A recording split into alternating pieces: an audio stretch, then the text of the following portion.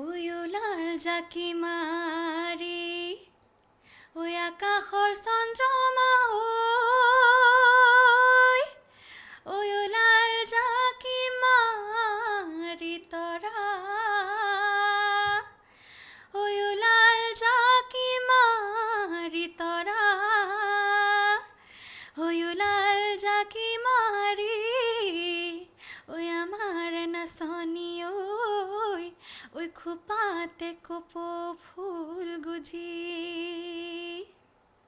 নমস্কাৰ সমগ্ৰ অসমবাসী ৰাইজলৈ মই আগন্তুক ৰঙালী বিহুৰ বহুত ওলগ জনোৱাৰ লগতে জ্যেষ্ঠজনলৈ সেৱা জনাইছোঁ আৰু কণ কণ ভাইটি ভণ্টিসকললৈ মই মোৰ মৰম জনাইছোঁ। বহাগ বিহু সমাগত নঙলা মুখত বহাগ বিহু আৰু কুলিৰ মাতে পেপাৰ মাতে ঢোলৰ মাতে তাৰে যেন উমান দিছে আৰু বহাগ বিহুক লৈ কি প্ৰস্তুতি কিমান সাজু হৈছে জনপ্ৰিয় কণ্ঠশিল্পী নাহিদ আফ্ৰিন তাৰে বুজ ল'বলৈ আজি আমি উপস্থিত হৈছোঁ নাহিদ আফ্ৰিনৰ ওচৰত। গতিকে পোনে আপোনালোকক আৰু অপেক্ষা নকৰাই নাহিদৰ পৰা মন্তব্য ল'বলৈ আগবাঢ়িছোঁ। যিহেতুকে যোৱাটো বৰ্ষত বিহু উদযাপন কৰিব নোৱাৰিলে, এই বছৰ কিন্তু অনুষ্ঠিত কৰিব পাৰিব বুলি কৈছে। কি আশা কৰা বা কিমান উৎসাহী? পোনপ্ৰথমে সকলো অসমবাসী ৰাইজকে মই বহুত নমস্কাৰ জনাইছোঁ আৰু আগন্তুক ৰঙালী বিহুৰ বহুত ওলগ জনাইছোঁ। উৎসাহ যথেষ্ট আছে কাৰণ যিহেতু যোৱা বছৰ বিহু উলহ-মালহভাৱে পালন কৰা নহ'ল ক'ভিডৰ বাবে, কিন্তু ক'ভিডৰ পৰিস্থিতি এতিয়াও বৰ ভাল নহয়। দিনে দিনে কেছেছসমূহ বাঢ়ি গৈ আছে। তথাপিও যিহেতু চৰকাৰে কৈছে যে তেওঁলোকে মানে আমাক পাৰ্মিশ্যন দিছে বিহু শ্ব'ত মানে পৰিৱেশন কৰিবৰ কাৰণে, গতিকে যথেষ্ট আশা আকাংক্ষা আছে। যদিও মনত এটা ভয়ো আছে যিমানে যি নহওক, কাৰণ বিহু বুলি ক'লেই সকলো মানে কি কওঁ আৰু উলহ মালহেৰে পালন কৰিব বিচাৰে, ক্ৰাউডিং হয় আৰু সকলো একগোট হৈ আহে। গতিকে সেই উৎসাহৰ মাজত, সেই এক্সাইটমেণ্টৰ মাজত মানে আমি আমাৰ যিখিনি দায়িত্ব, যিখিনি ছেফটি, সেইখিনি চাগে ক'ৰবাত পাহৰি যাম। গতিকে সেইটো এটা ভয় আছে। গতিকে মই সকলোকে এয়াই অনুৰোধ কৰিছোঁ, যদিও আমি সকলো একেলগে মিলি এইবাৰ বিহু পালন কৰিম, তথাপিও আমাৰ যিখিনি ছেফটি প্ৰট'কল আছে সেইখিনি যাতে আমি মানি চলোঁ।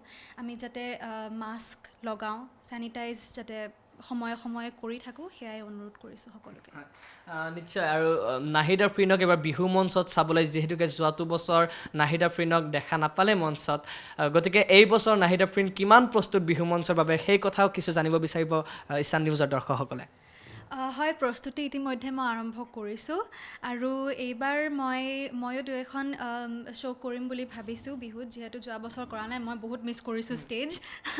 গতিকে এইবাৰ ময়ো পৰিৱেশন কৰিম আৰু মোৰ মিউজিচিয়ানসকলৰ লগত ইতিমধ্যে প্ৰস্তুতি আৰম্ভ কৰা হৈছে। গতিকে ৰাইজে খুব সোনকালে মোক বিহু মঞ্চত দেখা পাব। এতিয়ালৈ যোগাযোগ চলিছেনে বা কিমানখন মঞ্চ এতিয়ালৈ সাজু হৈছে আপোনাৰ বাবে? মই বিশেষ সেয়া ইমান মানে হেৰি নকৰোঁ, মই নাচাওঁ যে কিমান ক'ত বুক হৈছে। মোক মেনেজ শেখৰ দাই কৰি আছে।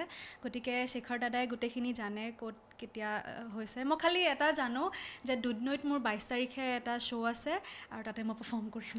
আৰু গুৱাহাটীত অনুষ্ঠান এতিয়ালৈকে অহাৰ খবৰ কিবা পাইছেনে, পোৱা নাই? নাই, মই গম নাপাওঁ। অনুষ্ঠানবোৰ যেতিয়া কৰা হয় বা যোগাযোগ কৰা হয়, কিমান দিন আগত খবৰটো পায় আপুনি?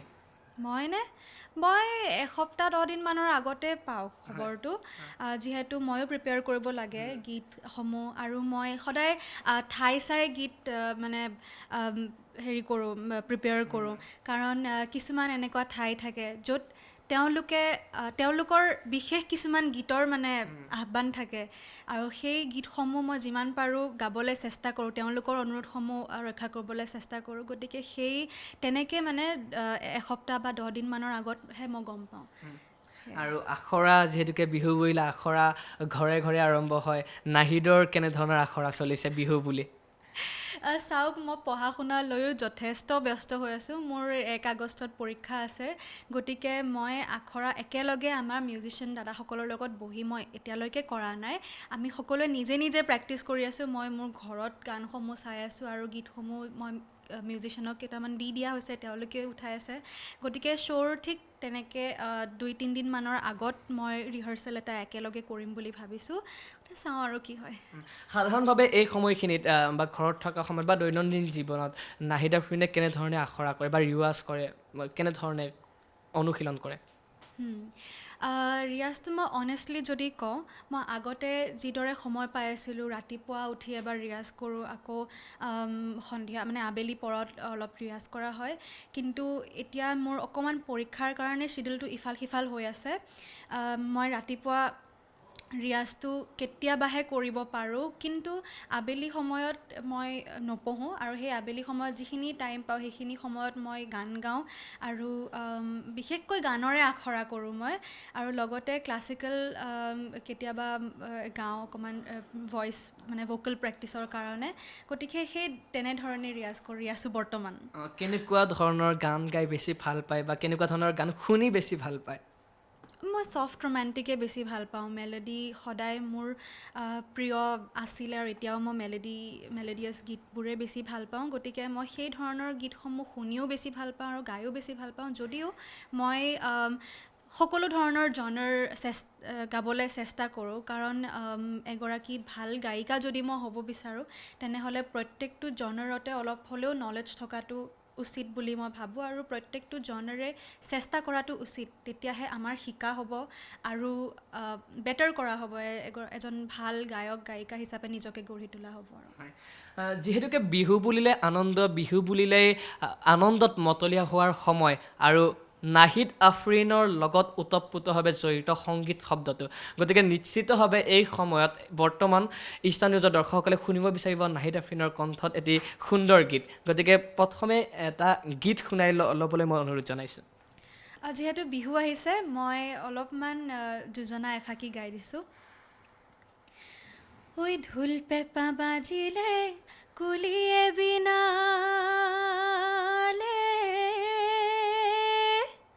ঐ গছে বনে সলালে, ঐ পাত হেনুৱা বতৰত চেনাইক নেদেখিলে, ঐ বিহু বিহু নেলাগে গাত। ধন্যবাদ। অতি সুন্দৰ, অতি আপ্লুত, আৰু নাহিদৰ কণ্ঠই সঁচাকৈ সকলোকে তৃপ্তি দি যায়, আনন্দ দি যায়। নাহিদ আফ্ৰিনৰ এই যি কণ্ঠৰ যাত্ৰা, এই যি জয় যাত্ৰা, এয়া অব্যাহত থাকক। নাহিদ আফ্ৰিনলৈ আৰু কেইটামান প্ৰশ্ন কৰিম মই। যিহেতুকে এইবাৰ নাহিদ আফ্ৰিনে প্ৰথমবাৰৰ বাবে ভোটদান কৰিছে, নহয় জানো, আৰু আইকনো আছিলে, গতিকে সেই অনুভূতিটো, প্ৰথমবাৰ ভোট দিয়াৰ বা আইকন হোৱাৰ অনুভূতিটো অকণমান যদি শ্বেয়াৰ কৰে। নিশ্চয়। প্ৰথমবাৰ যিহেতু মই ভোট দিছোঁ, খুব ভাল লাগিছে আৰু খুব গৌৰৱবোধ কৰিছোঁ, কাৰণ মই মোৰ দেশৰ প্ৰতি থকা এটা দায়িত্ব পালন কৰিছোঁ প্ৰথমবাৰৰ বাবে, সজাগ নাগৰিক হিচাপে আৰু উঠি অহা নৱপ্ৰজন্মৰ হিচাপে। গতিকে যথেষ্ট ভাল অনুভূতি, অভিজ্ঞতা হ'ল, আৰু মই পুনৰবাৰ মানে বিশ্বনাথ এডমিনিষ্ট্ৰেশ্যনক বহুত বহুত ধন্যবাদ দিব বিচাৰিছোঁ, যে তেখেতসকলে মোক ডিষ্ট্ৰিক্ট আইকন হিচাপে নমিনেট কৰিছিলে, আৰু তেখেতসকলে মোক তাৰ যোগ্য বুলি ভাবিছিল। গতিকে পুনৰবাৰ মই তেওঁলোকক বহুত বহুত ধন্যবাদ দিম। আৰু ডিষ্ট্ৰিক্ট আইকন হৈ পেলাই মোৰ যিখিনি দায়িত্ব আছিলে সেইখিনি পালন কৰিবলৈ মই চেষ্টা কৰিছোঁ, আৰু যিমান পাৰিছোঁ মই সকলোকে সজাগ কৰিবলৈ চেষ্টা কৰিছোঁ ভোট সাব্যস্ত কৰিবৰ বাবে। গতিকে খুব ধুনীয়া এটা অনুভৱ হ'ল। আৰু ৰাজনীতিত ৰুচি আছে নেকি আপোনাৰ? নাই, একেবাৰে নাই। নাই। সংগীত শিল্পী হিচাপে বা শিল্পী হিচাপে কাম কৰি যাব বিচাৰে? হয়, মই নাভাবোঁ যে অকল ৰাজনীতি কৰিয়েই মানুহক সহায় কৰিব পাৰি বা ভাল সমাজ এখন গঢ়ি তুলিব পাৰি। এজন ভাল মানুহ হৈ, এজন ভাল গায়ক হৈ, এজন ভাল এডুকেশ্যনিষ্ট বা এজন ভাল ডক্টৰ, ইঞ্জিনিয়াৰ বা যিকোনো প্ৰফেশ্যনত থাকিয়ে এখন ভাল সমাজ গঢ়ি তুলিব পাৰি, এখন ভাল এনভাইৰনমেণ্ট গঢ়ি তুলিব পাৰি বুলি মই বিশ্বাস কৰোঁ। গতিকে সেয়াই মোৰ ৰাজনীতিত ইমান এটা ৰুচি নাই আৰু মই তেনেকৈ ভাবোঁ আৰু বিহু প্ৰসংগত মোৰ এটা প্ৰশ্ন ৰৈ গৈছিল যিহেতুকে বিহুৰ বতৰ বা শিল্পীসকলক বিভিন্ন বিহু মঞ্চ আমন্ত্ৰণ কৰে এই সময়ছোৱাত কিন্তু তাৰ লগে লগে এটা প্ৰশ্ন বাৰুকৈ উত্থাপন হয় সেইটো হৈছে বাজেট প্ৰত্যেকগৰাকী শিল্পীৰে এটা বাজেট থাকে বিহু মঞ্চত পাবলৈ নাহিদৰ এই বৰ্ষৰ বাজেট কিমান মই সেইটো জানিব বিচাৰিম অনেষ্টলি মই একো নাজানো মই একেবাৰেই নাজানো আৰু মই জানিবও নিবিচাৰোঁ কাৰণ মই ভাবোঁ যে বাজেট মোৰ কি কিমান কাৰ কিমান মোৰ সেইটো জনা একো লুকআউট নহয় মোৰ কামেই হৈছে গান গোৱা ৰাইজৰ কাৰণে গান গোৱা তেওঁলোকক আপ্লুত কৰা গীত গাই তেওঁলোকক এণ্টাৰটেইন কৰা ভাল লগোৱা মোৰ সেয়াই দায়িত্ব আৰু মই গীতেই গাই যাওঁ মোক কোনে কিমান দিছে মই কেতিয়াও আজিলৈকে সোধা নাই সেইখিনিৰ বাবেই মই শেখৰ দাদাক লগত ৰাখিছোঁ আৰু সেইখিনি কাম শেখৰ দাদাই কৰি আছে চাই আছে মানে নাহিদৰ বাজেটৰ লগত কোনো সম্পৰ্ক নাই কেৱল গীতৰ লগত সম্পৰ্ক যিদৰে মোৰ ৰাজনীতিৰ লগত একো সম্পৰ্ক নাই সেইদৰে মই মোৰ বাজেটৰ লগতো একো সম্পৰ্ক নাৰাখোঁ কেৱল অনুষ্ঠানখিনি সুন্দৰকৈ কৰিবলৈ চেষ্টা কৰোঁ মই ভালদৰে গীত গাবলৈ চেষ্টা কৰোঁ আৰু সদায় এটাই চেষ্টা কৰোঁ যাতে ৰাইজে মোৰ গীত শুনি ভাল পাওক আৰু ৰাইজৰ যিখিনি অনুৰোধ আকাংক্ষা থাকে মোক লৈ সেইখিনি যাতে মই পূৰা কৰিবলৈ চেষ্টা কৰোঁ আৰু বৰ্তমান সময়ত আপুনি কিহত ব্যস্ত বা কি পঢ়ি আছে কি কৰি আছে বৰ্তমান সময়ত মই পঢ়াক লৈ বহুত বেছি ব্যস্ত কাৰণ মই এবাৰ মেডিকেল এণ্ট্ৰেঞ্চ দিম 1 আগষ্টত মোৰ পৰীক্ষা আছে গতিকে সেয়া অকণমান পঢ়া শুনাত অলপমান বেছিকৈ ব্যস্ত হৈ গৈছোঁ এইকেইটা দিন যিহেতু কেইটামান মাহে মোৰ হাতত আছে গতিকে নিজৰ 100% দিবলৈ চেষ্টা কৰি আছোঁ বাকী আৰু সকলো ৰাইজৰ আশীৰ্বাদৰ ওপৰতো কথা ওপৰৱালাৰ ওপৰত কথা মই সফল হ'ব পাৰোঁ নে নাই হয় আৰু ভৱিষ্যত পৰিকল্পনা বা লক্ষ্য বা সপোন কি যিহেতু মই কৈছোঁৱে এখন ভাল সমাজ গঢ়া এখন ভাল এনভাইৰনমেণ্ট গঢ়া গতিকে মই নিজকে প্ৰথমতে মোৰ সদায় জীৱনৰ মূল লক্ষ্যই হ'ল যে নিজকে আগতকৈ আৰু ভাল কৰি তোলা এজনী ভাল ছোৱালী হোৱা এজন ভাল নাগৰিক হোৱা গতিকে প্ৰথম জীৱনৰ লক্ষ্য সেইটোৱে আৰু যদি মোক সোধে যে এডুকেশ্যনৰ ফালেদি বা ছিংগিঙৰ ফালেদি মোৰ জীৱনৰ লক্ষ্য কি এডুকেশ্যনৰ ফালেদি জানেই মই এতিয়া মেডিকেলৰ কাৰণে প্ৰিপেয়াৰ কৰি আছোঁ গতিকে নিশ্চয় ডক্টৰ আৰু ছিংগিঙৰ ফালেদি নিশ্চয় এগৰাকী ভাল প্লেবেক ছিংগাৰ যদিও মই প্লেবেক ইতিমধ্যে এতিয়ালৈকে কেইবাখনতো কৰিছোঁ তথাপিও মোৰ আৰু বহুত সপোন আছে মোৰ মিউজিকক লৈ সেয়াই আগবাঢ়ি গৈ আছোঁ চাওঁ কিমান দূৰ আগুৱাই যাওঁ আজিৰ পৰা 10-15 পিছত যদি মই ভাবিব দিওঁ আপোনাক 10-15 বছৰ পিছত আপুনি নিজক কোনখিনি স্থানত ৰাখি সুখী অনুভৱ কৰিব আজিৰ পৰা 10-15 বছৰৰ পিছত মই এইটো কথা মোৰ মা দেউতাৰ লগত কেতিয়াবা ডিছকাছ কৰোঁ যে মা মই জীৱনত সফল হ'ব পাৰিম নে নাই কাৰণ মই দুটা ছাইডে মেইনটেইন কৰিবলৈ চেষ্টা কৰি আছোঁ মোৰ পঢ়া গান আৰু এনেকুৱা নহয় যে মই গানক বেছি ভাল পাওঁ পঢ়াক অলপ কম ভাল পাওঁ পঢ়াক অকণ বেছি ভাল পাওঁ গানক কম নহয় দুটাকে সমানভাৱেই মই প্ৰায়ৰিটি দিবলৈ চেষ্টা কৰিছোঁ আৰু দুটাকে সমানভাৱেই মই ভাল পাওঁ 10-15 বছৰৰ পিছত মই এয়াই ভাবোঁ যে মই সমাজৰ কাৰণে যাতে এটা এক্সাম্পল হৈ ৰওঁ বিশেষকৈ যিসকল ষ্টুডেণ্ট আছে বিশেষকৈ যিসকল ছোৱালী আছে তেওঁলোকৰ কাৰণে যাতে মই এটা এক্সাম্পল হৈ ৰওঁ আৰু যাতে মই সকলোকে প্ৰুভ কৰি দেখাওঁ যে সকলো মানে ইম্পচিবল একোৱে নহয় যদি আমাৰ ইচ্ছা আছে if there is a will there is a way বুলি এটা কথা আছে গতিকে যদি আমাৰ ইচ্ছা আছে আৰু সেই ইচ্ছাৰ বাটত যদি আমি আগুৱাই যাওঁ আমি যদি আমাৰ 100% দিওঁ তেতিয়া নিশ্চয় আমি সফলতা পাম আৰু মই যিমান পাৰিছোঁ সেই বাটতে এতিয়াও আগবাঢ়ি গৈ আছোঁ নাজানো মই সফল হ'ব পাৰিম নে নাই কিন্তু মই নিশ্চয় মোৰ 100% সদায় দিম আৰু সেইটোৱে মই আশা কৰোঁ যাতে মই আমাৰ ছ'চাইটিত এটা যাতে এক্সাম্পল হিচাপে নিজকে গঢ়ি তোলোঁ বেলেগৰ কাৰণে নিশ্চয় অতি সুন্দৰ কথা নাহিদৰ কথাৰ যি স্বকীয়তা সেই স্বকীয়তা সঁচাকৈয়ে সকলোকে মুহি লৈ যায় আৰু এটা প্ৰশ্ন কৰিব বিচাৰিম যিহেতুকে আপুনি এগৰাকী যুৱ প্ৰতিনিধি তাৰোপৰি এগৰাকী অসমৰ গৌৰৱী সন্তান কিন্তু তাৰ পূৰ্বে আপুনি পিতৃ মাতৃৰ সন্তান এগৰাকী কন্যা আপুনি ভাবেনে যে আপুনি এগৰাকী সফল কন্যা বা ভাল কন্যা সন্তান হ'ব পাৰিছে নাই মই নাই, মই কেতিয়াও নাভাবোঁ। মই সদায় ভাবোঁ যে মই কালিতকৈ আজি কেনেকৈ নিজকে আৰু ভাল কৰিব পাৰোঁ। আৰু মই নকওঁ যে মই সফল হৈছোঁ, মোৰ বহুত দূৰ আৰু আগুৱাই যাবলৈ আছে, আৰু মা দেউতাকো সেই সুখ দিবলৈ বাকী আছে, বহুত যথেষ্ট বাকী আছে। আৰু মই ভাল এগৰাকী কন্যা সন্তান হ'ব পাৰিছোঁ নে নাই সেইটো মই একচুৱেলি ক'ব নোৱাৰিম। সেয়া মোৰ মা দেউতাইহে ক'ব পাৰিব যে তেওঁলোকৰ আশা আকাংক্ষাবোৰ মই পূৰণ কৰিব পাৰিছোঁ নে নাই, মই ভাল হয় নে নাই। গতিকে এইটো প্ৰশ্ন মোৰ মাক বা দেউতাক সুধিলে চাগে তেওঁলোকে কিবা এটা ৰিপ্লাই দিব, যদিও মই সদায় চেষ্টা কৰিম যে তেওঁলোকৰ শেষত এটা প্ৰশ্ন, যিটো প্ৰশ্ন নাহিদৰ বহু আগৰে পৰা চলি আহিছে, বহু লোকে সোধে প্ৰশ্নটো, এটা চৰ্চিত প্ৰশ্ন যে যি নাহিদৰ দীঘল চুলিৰ প্ৰশংসা সোণাক্ষীয়ে কৰিছিলে, নাহিদৰ দীঘল চুলিৰ প্ৰসংগ সঘনাই ছ'চিয়েল মিডিয়াত হওক বা বিভিন্নজনৰ মাজত উচ্চাৰিত হৈ থাকে। এই দীঘল চুলিৰ পিছৰ ৰহস্য কি, কেনেদৰে যত্ন লোৱা হয়, এই বিষয়ে অকণমান ক'ব। বৰ্তমান যত্ন একেবাৰে লোৱা নাই, আৰু মোৰ চুলি আগতকৈ নষ্ট হৈছে, গুৱাহাটীত অহাৰ পিছত বিশেষকৈ নষ্ট হৈছে, আৰু মই মাজতে অলপমান চুলি কটাবলগীয়া হ'ল নষ্ট হোৱাৰ কাৰণে, আৰু যাৰ কাৰণে মই মাৰ পৰা সদায় গালি শুনি থাকোঁ। আৰু আপুনিও শুনিছে অলপ আগতে। গতিকে যত্ন খুব এতিয়া লোৱা নহয়, তথাপিও মায়ে মাজে মাজে অকণমান গালি চালি পাৰিয়ে তেল চেল লগাই দিয়ে আৰু মূৰত। তেনেকৈ আৰু অনুষ্ঠানবোৰৰ পূৰ্বে যেতিয়া সাজু হ'বলগীয়া হয় তেতিয়া নিশ্চয় মেকআপ আৰ্টিষ্টগৰাকীৰ ভূমিকা মায়ে বহু সময়ত গ্ৰহণ কৰে নিশ্চয়। নাই, মেকআপ মই মেক্সিমাম টাইম নিজে কৰোঁ।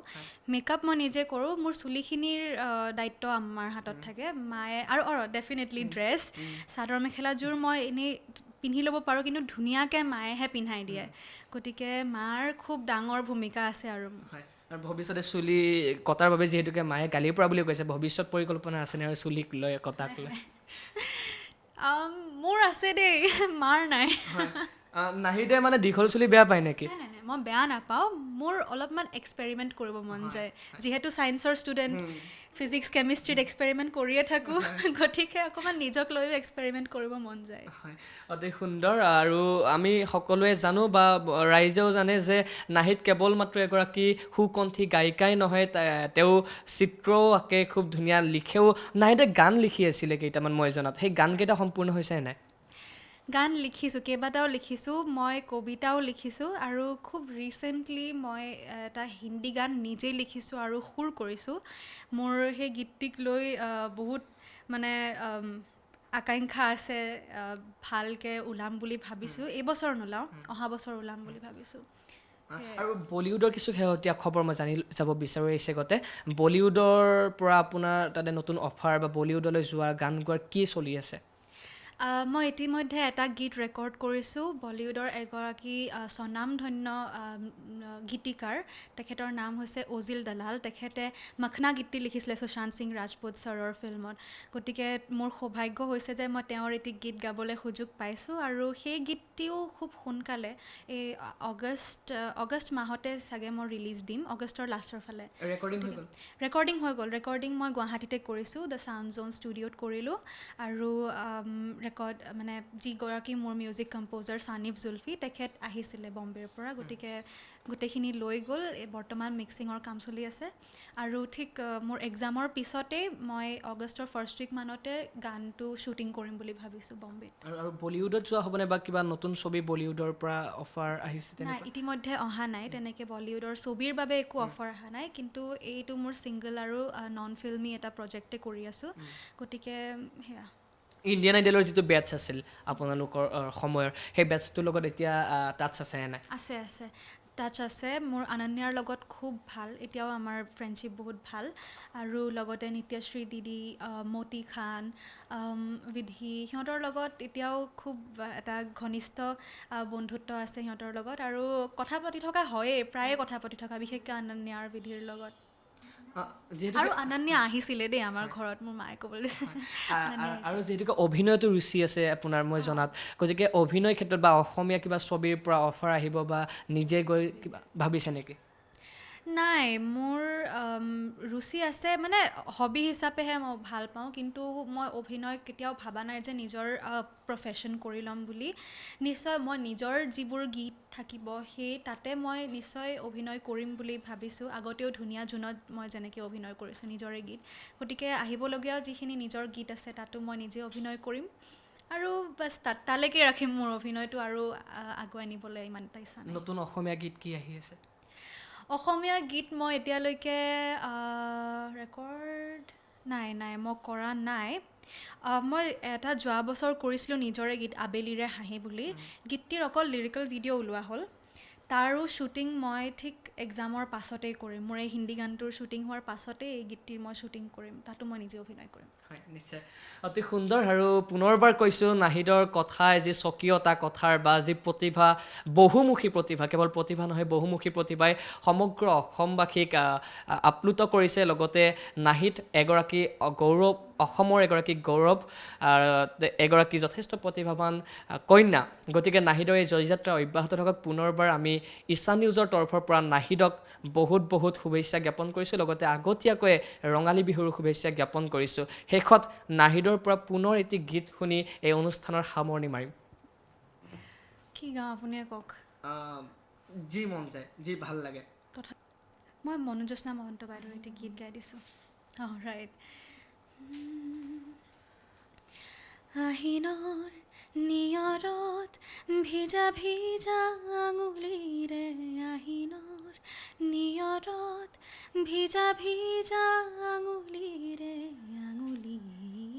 আঙুলিত থৈ কথাটি কোৱা সপোন দেখিছোঁ তোমাৰ তুমি দিয়া শেৱালিৰ টোপোলা আহিনৰ নিয়ৰত ভিজা আঙুলিৰে আঙুলিত থৈ কথাটি কোৱা আকাশে চোৱা সাতোৰঙে খেলিছে খেলা দিয়া খুলি তোমাৰ হিয়া মৰমেৰে সাৱটি লোৱা ভাল পাওঁ বুলি এবাৰ আকৌ কোৱা আহিনৰ নিয়ৰত ভিজা আঙুলিৰে